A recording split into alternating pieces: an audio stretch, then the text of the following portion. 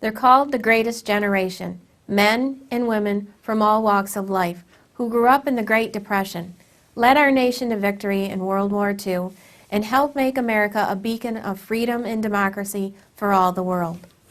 And do they have some stories to tell? I'm pleased to be partnering with the New York State Military Museum and Veterans Research Center to preserve the words and memories of many of our World War II veterans. These stories will be entered into the state's archives, where they will be accessible to researchers, academics, and future generations. Our veterans have given so much to help build a brighter future for all Americans. This tribute is just one small way of saying thank you.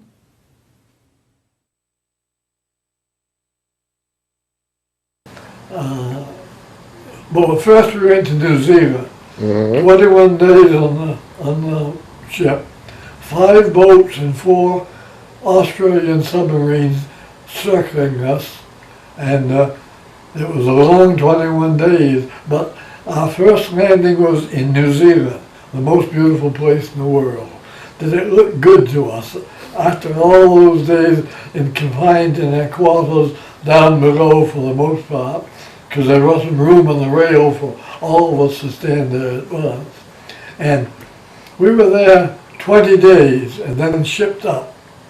And the idea was the Japs were getting closer all the time to Australia and New Zealand, and their men were fighting over in Africa. So they wanted their armaments to come home, and Churchill and Roosevelt agreed, let's instead, we'll send some of our troops to the Pacific, because everything had gone to France before. So we were among the first divisions to go to Europe. What division was that? To the Pacific. And what division was that? The New England 43rd. Everything but Massachusetts and New Hampshire. Because of Boston, they had their own division. But Maine, Vermont, Connecticut, and Rhode Island.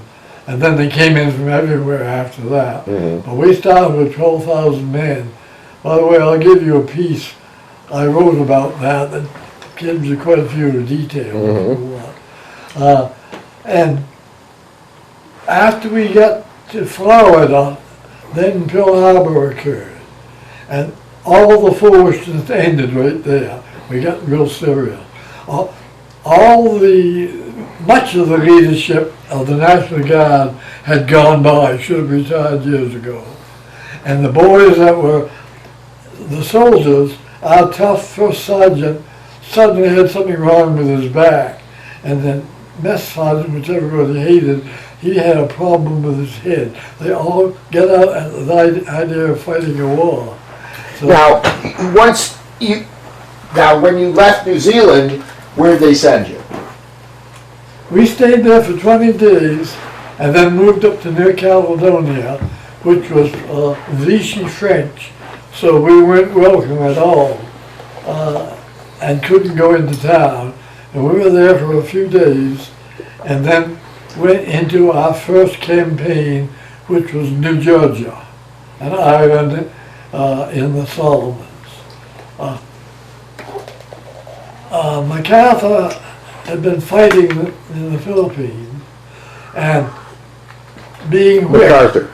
So he asked for more men and more artillery. And the Army said, no, we don't look very good for a powerful nation to be subdued by Filipinos. So they came and picked him up at night in a submarine and took him to Australia where it was safe. And left General Wainwright with 6,000 troops that were captured, and they made the Bataan March, and many of them were wiped out, so it was pretty beautiful. So what we did was go back slowly to retake what MacArthur could have taken if he'd followed through with his army.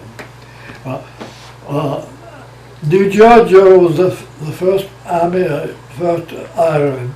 We went there with 12,000 men, and a piece I wrote for the church tells all about it in detail.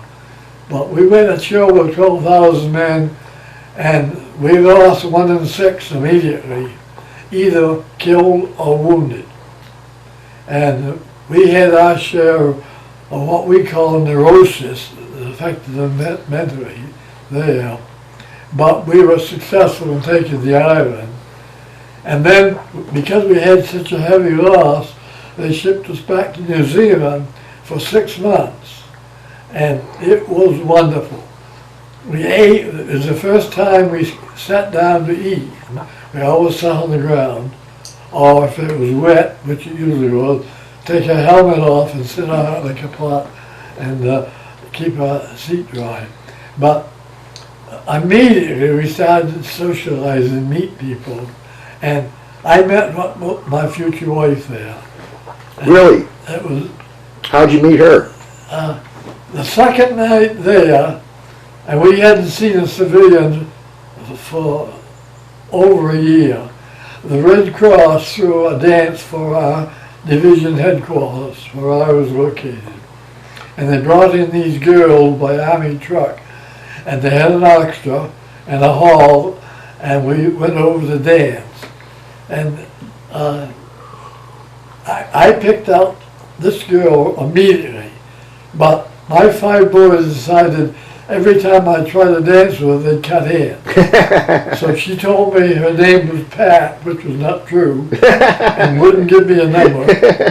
But the next day I went back to see the Red Cross man, and he said, she's a good girl from a good family. He said, I'll give you her number, Phyllis, and her phone number. He said, why don't you call her up right here? It was Saturday afternoon, so I called her up, and she still wouldn't give me a date. But I was standing over a copper floor heater. It was chilly in the Red Cross office, and I had on my woolen, and I was one of those electric coils in the center. And I interrupted my call and said, excuse me, my pants are on fire. And I burned a hole in the leg of my pant the size of my hand. Well, she thought that was the funniest thing that ever happened to her on a phone call. And it must have wound her up because she agreed to go out with me the following Saturday night locally in her town to a dance. So I was as pleased as could be. And she said, just, we were 3 miles from our park, and she said, everybody knows where I live because I'm the postmistress of town. So they'll tell you where I live, and I found her easily, and we walked to the dance. But when we got there, it was just surrounded with soldiers, all looking for some excitement on a Saturday night.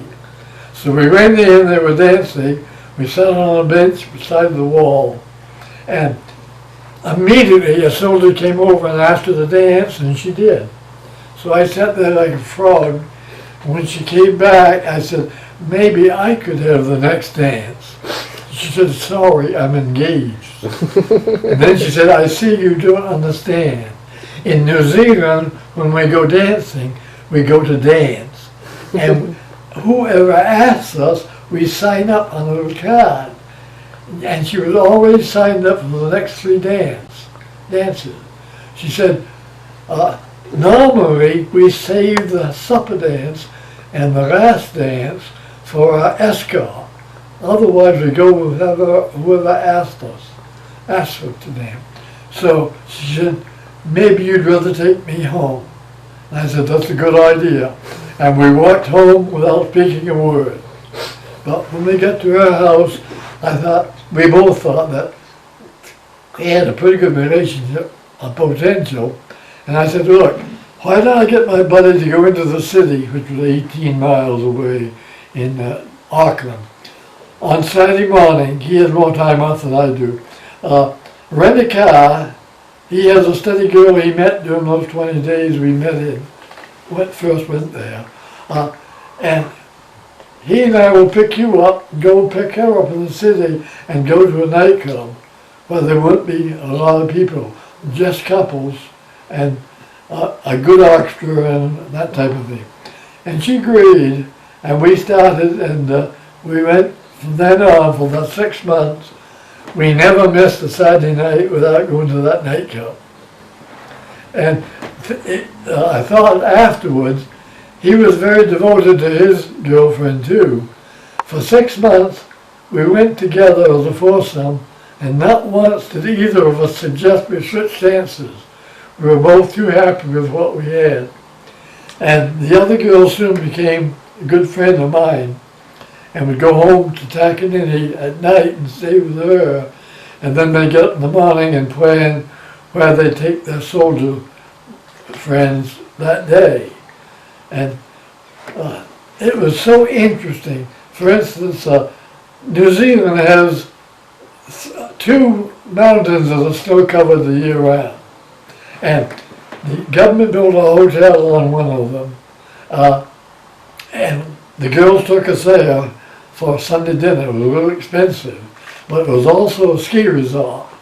And it was the first place I ever saw girls skiing in shorts. Wow. Because it was summer. But the next week we went to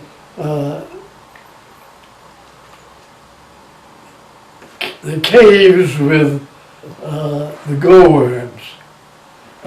We go on an underground river on a flatboat rolling on a wire with a mud ceiling overhead and asked to be no talking. And as a result, the glowworms would come out by the thousands. It was absolutely beautiful. And then one more Sunday we went to Warm Water Beach. Now that's like our, I have trouble thinking, but it was like our Yellowstone, thermal.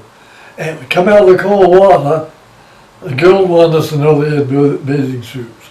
So we came out, and you'd sit down on the beach and make a little seat for yourself, and in 10 minutes, warm water would come up from below. So you'd be sitting in warm water. We thought that was kind of different. Yes. But we stayed there for 6 months, and a lot of the boys, too many of them, got married without really knowing the girls or the family. And unfortunately, a lot of them got pregnant too. And in fact, when we got back to the islands, I mimeographed it, mimeographed the order, but we put out an order for our boys because there was bad feeling between government and the army with all this pregnancy. Anybody that was volunteer parenthood could come out of combat and go back to New Zealand for 30 days.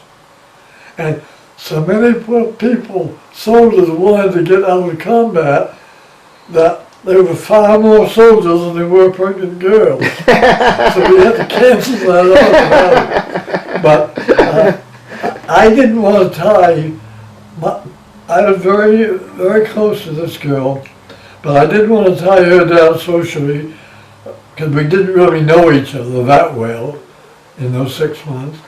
And so I waited until we got to the next campaign, which was New Guinea. And from New Guinea, I proposed to her. And from then on, she would write faithfully. But on my 4th campaign, we were in Manila, fighting in the islands above Manila. And MacArthur would report every night on radio. He came back from Australia once we took over a certain area. And we were north there, and morale was pretty low. And so they came out with a program of be a drawing in every company, 2 drawings a month. One could go home for 30 days. Well, nobody wanted to go across the ocean with all those Jap submarines and 3,000-mile train trip to Massachusetts. But everybody wanted the other one, 30 days off and go anywhere you want to, but no transportation provided. So all you could do was go to Manila and get a room within walking distance of a bar and stay drunk for 30 days. Well, I learned that we had a plane coming from Australia every day to bring mail and important people, visitors, and supplies, and MacArthur's daily quarter milk and newspaper. He wasn't that popular. Must be nice to be a general. And I learned that the pilot would fly back empty, and with a few dollars he'd take passengers. So I wrote to my girl in New Zealand and said, because everything was all planned, I said, I'll come back. By then the flight was re-established between New Zealand and Australia. So I'll come back, I'll fly to Australia and we'll get married and have 30 days honeymoon. And she arranged with her church where she grew up. She made a wedding gown by hand, and even the wedding cake, and borrowed sugar from the neighbors because they couldn't import anything. And the daily order came out from the Pentagon, and it showed on the copy to our division, Sergeant Pierce had been awarded a Bronze Star for carrying a captain's responsibility through the last two campaigns. Well, I never did know who authorized it. I know the commanding general approved it, and I did carry quite a lot of responsibility, but I felt it was just part of my job. But the drawback was, just like the boys that received a Purple Heart, I had five points more than the others. And those of us with the extra points were shipped back on the first boat leaving for the States before anything happened to us. Well, I was scheduled on the following Thursday to leave and get married. And I went to the Adjutant General and see if I couldn't disregard the award or something, because it didn't mean anything to me at the time. And he said, Sergeant, you've been in the Army long enough to know that when the War Department issues an order, neither you nor I can change it. So I had to write on an email that an officer had to make sure I hadn't revealed anything secret, and tell my fiancée I'm not coming and why, but we'll get together after the war. That must have been devastating for her to receive. All ready for the wedding, invitations were out. Especially after she'd made the dress. Anyway, they sent me back. I wanted to stay with my group and go into Tokyo. And our general was asked by MacArthur to take charge of all the military that was now occupying Tokyo, because that was after the bomb was dropped. But he said no, he wanted to go back to Vermont and run for governor and see if he still had a law office. Well, he died giving a speech while he was a candidate. But his intelligence officer, whom I used to dress a wound on his head every day, Ernie Gibson, he replaced the lost candidate, and he became governor and was a good one. But I didn't see my wife again for a year and a half. And she finally got to the States, and she had 30 days, she forgot her fingerprints. So she had, they gave her 30 days to come across the States and get married or get out. And the restrictions were terrific, because a lot of the girls came over to get married, the soldiers are already married, that type of thing. And so we were finally married in Boston. We had 5 days together after being away apart for 2 years. And she had to meet my family and learn all about a wedding in Boston. And the only person she knew at the wedding was my buddy, who was my companion, and we went dancing. And one of the girls that had come over earlier and married a boy in Boston had been a classmate of her sister in high school. and she'd been to that house different times, so she became the bridesmaid, and we finally got married. But I want to show you a picture of that girl. This is the way she looked then, when I'd go back to see her.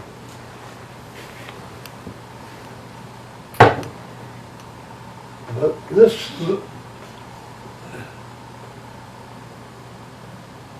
Very pretty girl. and here's a picture that she was a few years later. I lost her 3 years ago. She had Parkinson's, and everything that can happen happened to her with Parkinson's, but she was wonderful. And matter of fact, first thing we did when we moved up here was we went to a social meeting, and they were talking about unwed mothers, and we signed up for it. And over the next 2 or 3 years, she took in 8 unwed mothers that had been kicked out by their parents because the daughter was sinful.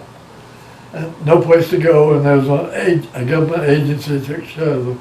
So we took 8 of them one at a time, and the wife would talk to them and quit smoking and go back to school and that type of thing. Right up through delivery, and then let them go and never saw them again. But she did so much over here and was very popular in our church too. And They're called the greatest generation.